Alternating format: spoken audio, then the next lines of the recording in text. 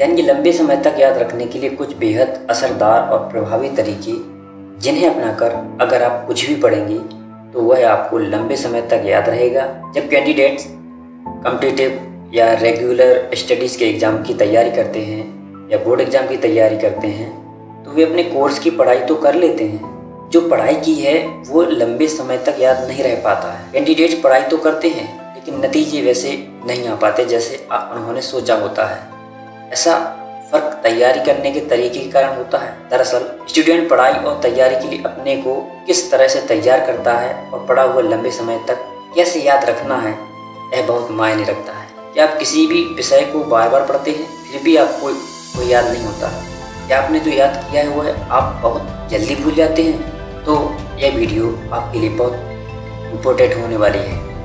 इसी विषय को बार बार दोहराकर याद करने का तरीका पुराना हो चुका है। जैसा कि हम जानते हैं कि हमारे पास 5 सेंस ऑर्गन्स होते हैं और बोल बोल के याद करने में आप सिर्फ कुछ सेंस ऑर्गन्स इस्तेमाल कर रहे होते हैं और इस तरीके से दिमाग का बहुत कम इस्तेमाल होता है। अगर आप चाहते हैं कि आप जो भी पढ़ें वो एक बार में याद हो जाए और वो भी हमेशा के लिए, तो आपको अपने दिमाग का अधिकतम इस्तेमाल करना होगा। तो आप इसके लिए कुछ हम इस वीडियो में तरीके बताने वाले हैं जिनको अगर आप फॉलो करेंगे तो आपको ज़रूर याद होगा। पहला तरीका है माइंड पैलेस तकनीक का इस्तेमाल। जी हाँ, अगर आप चाहते हैं कि आप जो पढ़ें वो हमेशा के लिए याद हो जाए तो आपको उस विषय को रोज़मर्रा की चीज़ों से रिलेट करके पढ़ना होगा। रोज़मर्रा की चीज़ों से रिलेट करके किसी विषय को याद करने पर आपको वह विषय काफ़ी लंबे समय तक याद रहता है। इस तरह की तकनीक को अंग्रेजी में माइंड पैलेस तकनीक के नाम से जाना जाता है। अगर आपने BBC 1 का सीरियल शेरलॉक होम्स देखा होगा तो आप इस तरीके को अच्छी तरह से जानते होंगे। इस सीरियल में शेरलॉक नाम का जासूस किसी भी घटना को रोज़मर्रा की चीज़ों से रिलेट करके अपने दिमाग में स्टोर कर लेता है और फिर कभी नहीं भूलता, या दूसरे शब्दों में वो घटना को अपने माइंड पैलेस में रख लेता है। आपके दिमाग में सूचना स्टोर करने की अथाह क्षमता है। इस तरीके को एक उदाहरण के माध्यम से समझते हैं। मान लीजिए आपको याद करना है कि सलीम अली को बर्डमैन ऑफ इंडिया भी कहा जाता है, तो आप आंखें बंद करके अपने दिमाग में सोचेंगे कि सलीम और अली नाम के 2 लड़के इंडिया के मैप के ऊपर चिड़ियों के साथ खेल रहे हैं और फिर अचानक जब सब आपस में टकराकर एक सलीम अली नाम के आदमी रूपी चिड़िया में बदल गए या बर्डमैन ऑफ इंडिया बन जाते हैं। यह मात्र एक साधारण सा उदाहरण है। शुरुआत में इस तरह का तरीका अपनाने में कठिनाइयाँ होगी पर अभ्यास के बाद यह तरीका आपको बहुत आसान लगने लगेगा। तो आप पढ़ाई करेंगे तो आपको बोरियत बिल्कुल भी नहीं होगी। दूसरे तरीके की बात करते हैं, कविता, गाना या किसी पोएम की तरह विषय को याद करें। अगर आपने रसायन विज्ञान पढ़ा होगा तो आपको आवर्त सारणी पीरियोडिक टेबल के बारे में जरूर पढ़ा होगा, जिसके द्वारा हम तत्वों का नाम और एटॉमिक नंबर याद रख पाते हैं।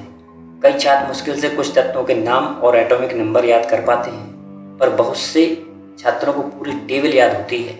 ऐसे छात्र जिन्हें पूरी टेबल याद होती है उनमें से अधिकतर टेबल को गाने की तरह याद कर रखते हैं। उदाहरण के लिए, हाँ लीना को मिल गई रूबी, इसे आप आसानी से टेबल के फर्स्ट ग्रुप से जोड़कर याद कर सकते हैं। नंबर 3 तरीका है खुद को पढ़ाएं। आपने कुछ पढ़ा तो उसे खुद को शीशे के सामने खड़े होकर समझाने की कोशिश करें। ऐसा करने के कई फ़ायदे हैं। सबसे पहला फ़ायदा यह है कि आपको वो कॉन्सेप्ट अच्छी तरह समझ आ जाएगा, क्योंकि समझाने से पहले आपको खुद समझ आना चाहिए। पढ़ाने के दौरान आप कई सेंस ऑर्गन्स का इस्तेमाल कर रहे होते हैं, जिसकी वजह से आपको वो बातें लंबे समय तक याद रहती हैं। याद रखने के अलावा ये तरीका आपकी पर्सनालिटी डेवलपमेंट में सहयोग करेगा और साथ साथ आपके अंदर आत्मविश्वास बढ़ाएगा। आप चाहें तो पेन और पेपर की मदद लेकर काम कर सकते हैं। इसलिए आप कुछ भी याद करें उसे खुद को पढ़ाने की कोशिश जरूर करें। यह बहुत चौथी टिप्स है, दोहराना बहुत महत्वपूर्ण है, क्योंकि इससे आपको अपनी रिकॉल करने की क्षमता पता चल जाएगी। अगर आपने किसी विषय को याद किया है तो आपको कुछ समय के अंतराल के बाद विषय को फिर से दोहराना चाहिए।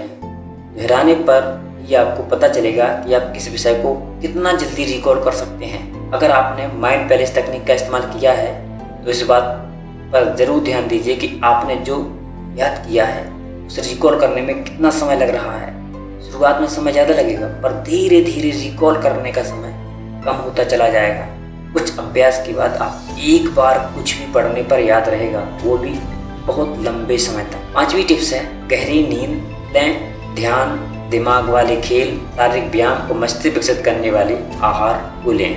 शतरंज खेलें जैसे सुडोकू इत्यादि कुछ ऐसे खेल हैं जो आपकी एकाग्रता, कंसंट्रेशन शक्ति को बढ़ाने में मदद करते हैं, क्योंकि इन सभी खेलों के लिए बहुत कंसंट्रेट होना चाहिए। इन खेलों को खेलने वाले व्यक्ति की निर्णय की क्षमता में सुधार होता है। जैसा कि हम जानते हैं कि लगातार व्यायाम करने से व्यक्ति की मांसपेशियां मजबूत बन जाती हैं। इसी प्रकार हम मस्तिष्क को भी मांसपेशी मान ले सकते हैं। और शतरंज और क्रॉसवर्ड, पजल्स जैसे पहेलियों को बार बार खेलकर लंबे समय के लिए उच्च एकाग्रता शक्ति प्राप्त की जा सकती है। आप ये खेल स्मार्टफोन पर कहीं भी और कभी भी खेल सकते हैं। कहा जाता है स्वस्थ शरीर में ही स्वस्थ मन का निवास होता है, इसलिए एकाग्रता में सुधार लाने के लिए शारीरिक व्यायाम और स्वस्थ आहार बहुत जरूरी है। जंपिंग जैक्स, दौड़ लगाना इत्यादि जैसे एरोबिक व्यायाम आपकी मस्तिष्क में ऑक्सीजन की सांद्रता बढ़ाते हैं। एरोबिक्स व्यायाम को अपने दैनिक जीवन का हिस्सा बनाएं। यह आपको फिट बनाए रखने में मदद करेगा, साथ साथ आपकी एकाग्रता शक्ति भी बढ़ाएगा। व्यायाम के अलावा स्वस्थ आहार भी एकाग्रता के स्तर में सुधार लाने के लिए महत्वपूर्ण है। कुछ ऐसे भोजन जिनका व्यक्ति के मन पर सकारात्मक प्रभाव पड़ता है, जैसे बेर, ब्रोकली, एवोकाडो कुछ ऐसे भोजन के उदाहरण हैं। तो जंक फूड खाने से हमें बचना चाहिए। तो कंक्लूजन क्या निकलता है? शुरुआती दौर में यह तरीके अपनाने में काफ़ी दिक्कतें आती हैं, क्योंकि हमारा दिमाग किसी भी काम को उसी तरीके से करने का अभ्यास हो जाता है जिस तरीके से हम उस काम को बचपन से करते आ रहे हैं। इसलिए नए तरीकों को अपनाने में समय लगेगा, परंतु निरंतर अभ्यास के द्वारा आप आसानी से महारत हासिल कर सकते हैं और आप टॉपर बन सकते हैं। Thank you. फिर मिलते हैं इसी प्रकार की नई प्रॉब्लम की सॉल्यूशन के साथ।